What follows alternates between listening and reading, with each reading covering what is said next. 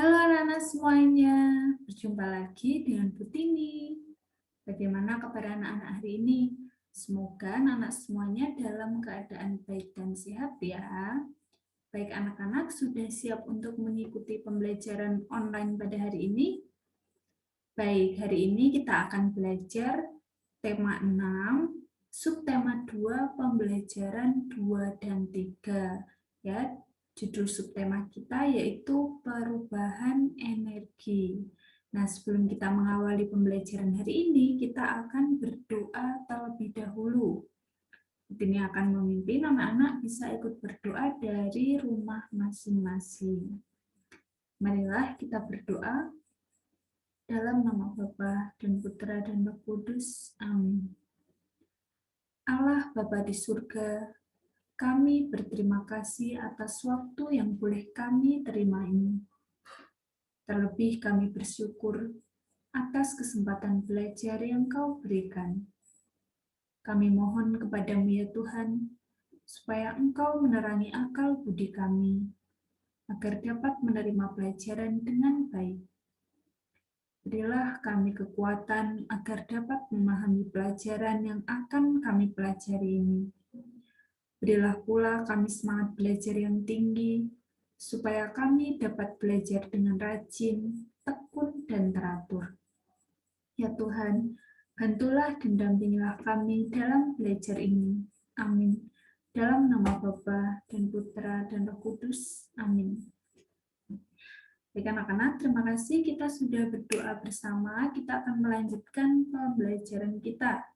Nah, siapa yang masih ingat anak-anak? Di pembelajaran 1 kemarin kita sudah belajar tentang apa saja? Ya, yang pertama kita sudah membahas mengenai gerak tarik berdasarkan tenaga. Ya, gerak tarik berdasarkan tenaga itu ada 2 macam, yaitu gerak tarik kuat dan juga gerak tarik lemah.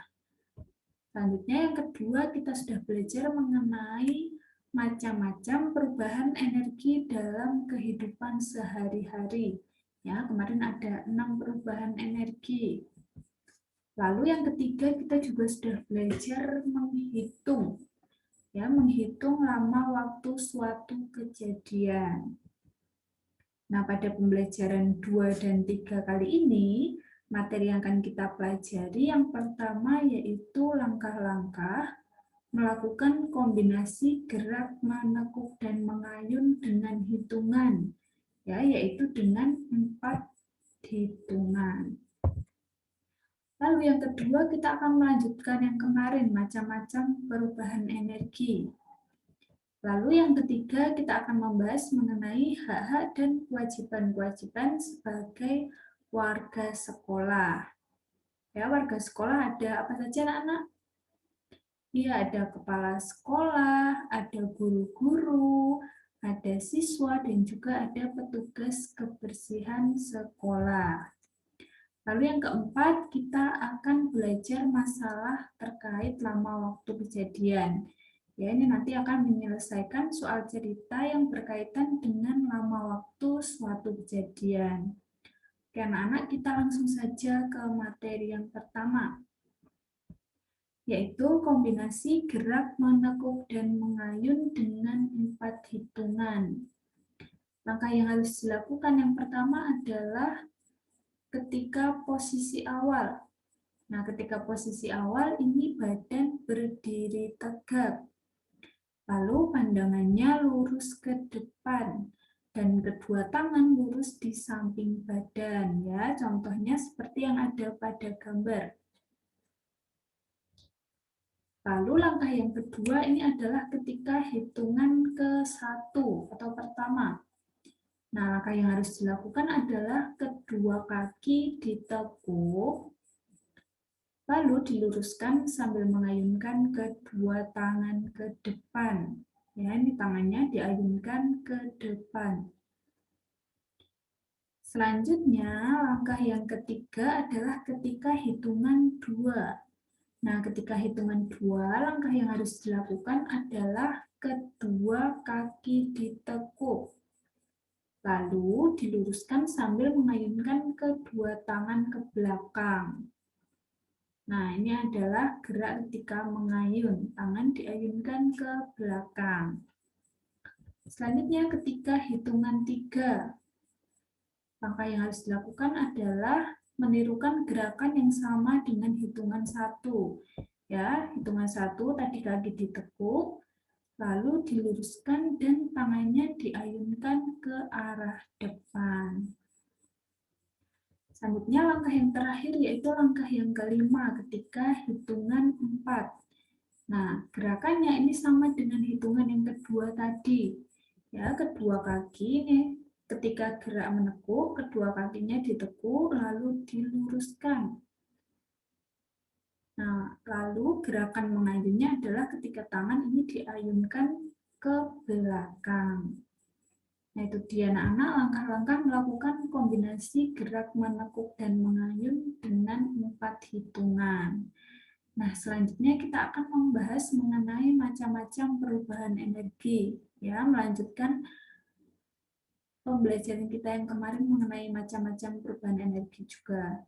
Nah, perubahan energi yang pertama yaitu perubahan energi listrik menjadi energi panas. Ya, kira-kira perubahan energi listrik menjadi energi panas ini terjadi dalam peristiwa apa saja ya?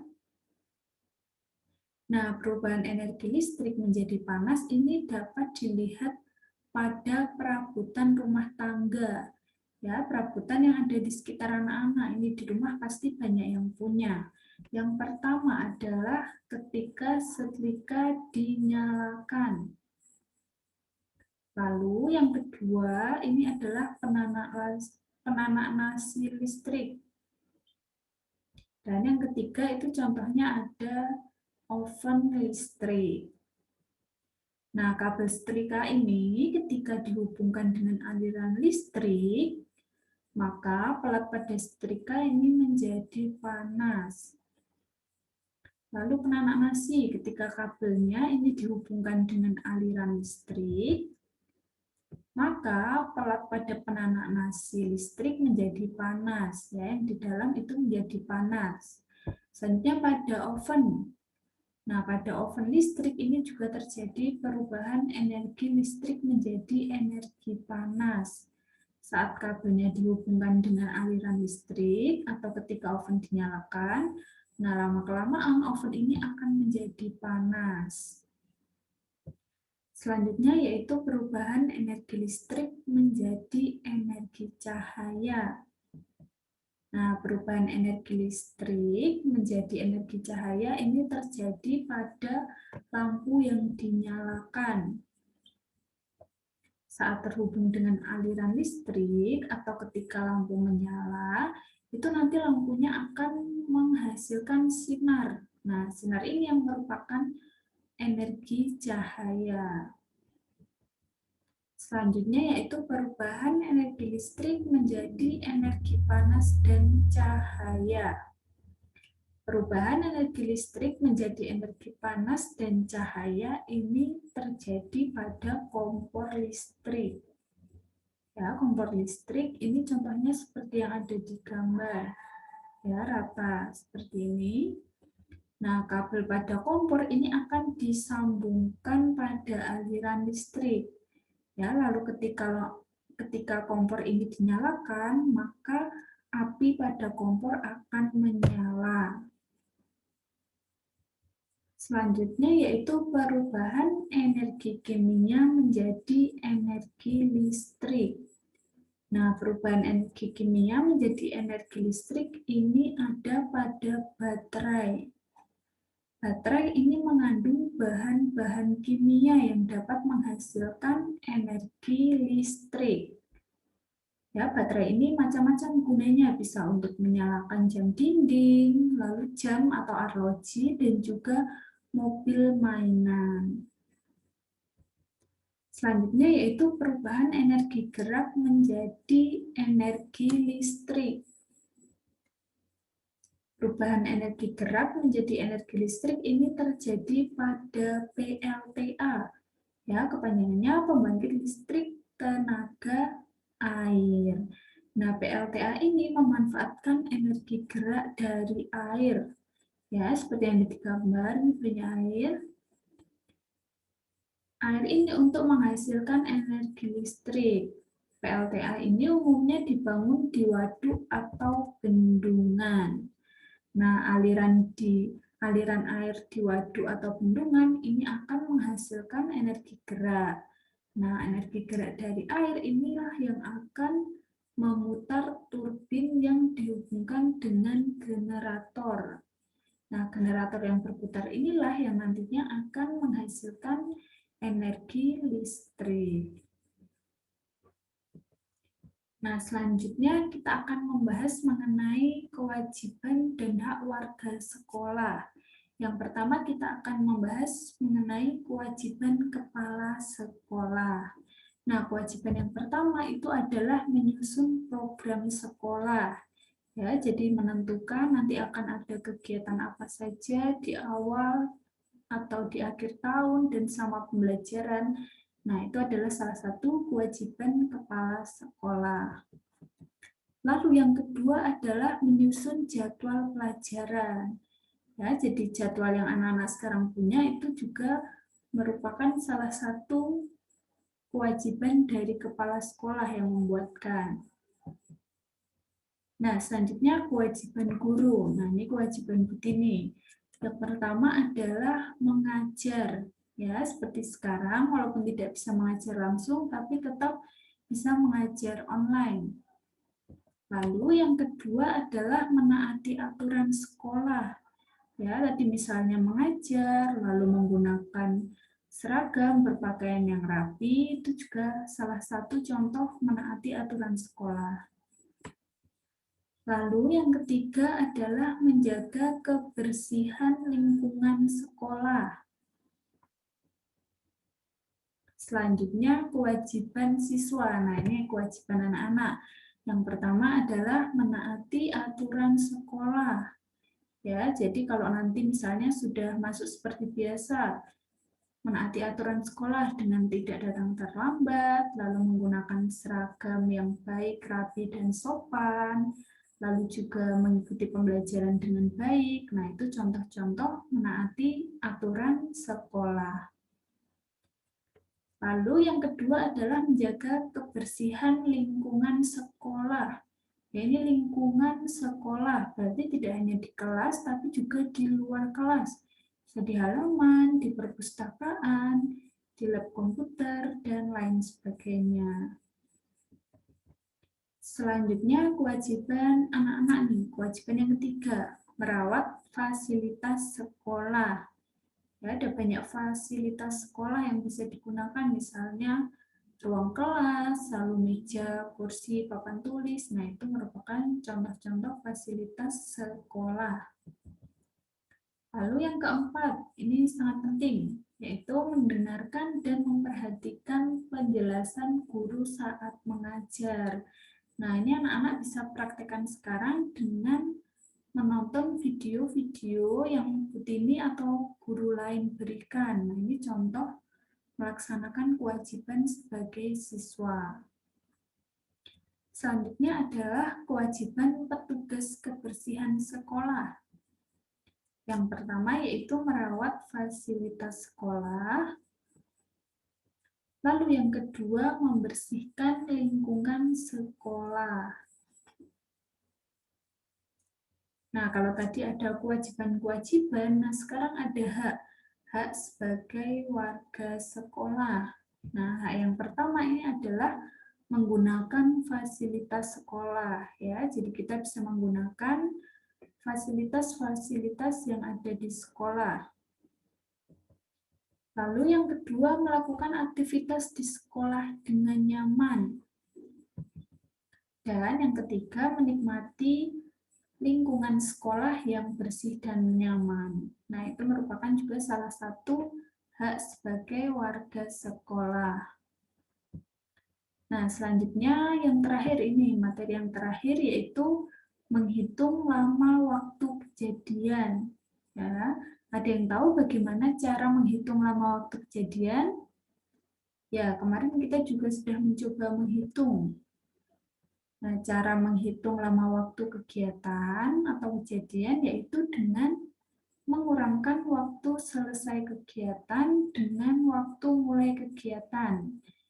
Ya, jadi seperti yang ada di layar, lama waktu kegiatan sama dengan waktu selesai kegiatan dikurangi waktu mulai kegiatan.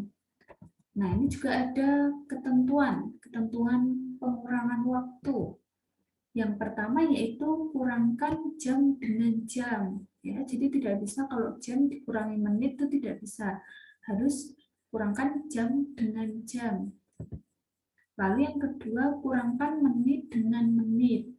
Ya, jadi jam dengan jam dan menit dengan menit. Nah, kita langsung coba kerjakan soal cerita yang akan Butini bacakan ya. Ima membantu ibu mencuci pakaian dengan mesin cuci. Mereka ini mulai mencuci pada pukul 6. Lalu pada pukul 7.30 mereka selesai mencuci. Nah, pertanyaannya berapa lama Ima dan ibu mencuci? Nah, untuk menjawab kita akan jabarkan satu persatu terlebih dahulu. Yang pertama adalah waktu Ima dan ibu memulai mencuci. Ya, tadi mulai mencucinya adalah pukul 6. Lalu waktu Ima dan ibu selesai mencuci adalah pukul 7.30. Nah, kita lihat yang pertama ketika menuliskan pukul 6 ya, 06.00.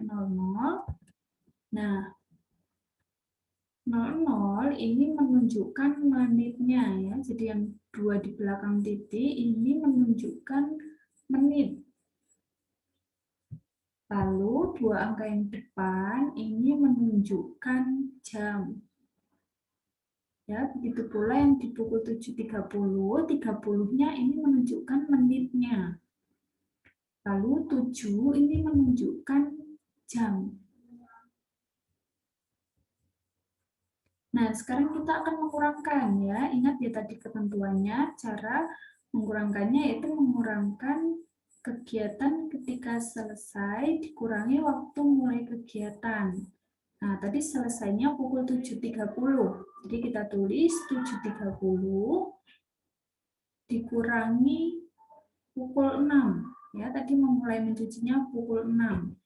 Kita kurangkan, ingat ya tadi ketentuannya, kurangkan dulu menit dengan menit. Ya, 30 dikurangi 0. Jadi hasilnya 30. Lalu 7 dikurangi 6, hasilnya 1. Jadi Ima dan Ibu itu mencuci pakaian selama 1 jam 30 menit. Ya, ingat yang belakang tadi menit, yang ke-1 ini jam. Jadi 1 jam 30 menit. Nah, itu dia anak-anak pembelajaran kita untuk hari ini. Selanjutnya yaitu tugas. Tugas untuk hari ini anak-anak silahkan mengerjakan LKS halaman 41 sampai 42. Penilaian harian A dan B. Jawabannya silahkan seperti biasa langsung ditulis pada LKS. Jangan lupa nanti difotokan dan dikirim ke Butini. Baik anak-anak, sebelum kita mengakhiri pembelajaran hari ini, kita akan berdoa terlebih dahulu. Ya, Butini akan memimpin, anak-anak silahkan ikut berdoa. Marilah kita berdoa dalam nama Bapa dan Putra dan Roh Kudus. Amin. Allah Bapa kami bersyukur kepadamu atas berkat dan penyertaan-Mu selama kami belajar tadi. Semoga apa yang baru saja kami pelajari berguna bagi hidup kami dan berguna juga bagi sesama. Ajarlah kami untuk tidak menjadi sombong atau congkak karena hasil belajar ini. Kami mohon ampun atas segala kelalaian selama belajar tadi. Semoga kesulitan dan kegagalan dalam belajar tadi tidak membuat kami mudah putus asa. Semuanya ini kami serahkan kepadamu dengan perantaraan Kristus Tuhan kami. Amin. Dalam nama Bapa dan Putra dan Roh Kudus. Amin. Baik anak-anak, terima kasih karena sudah mengikuti pembelajaran online kita hari ini. Jangan lupa tugasnya dikerjakan dan dikirim. Tetap jaga kesehatan di rumah dan sampai jumpa di pembelajaran selanjutnya.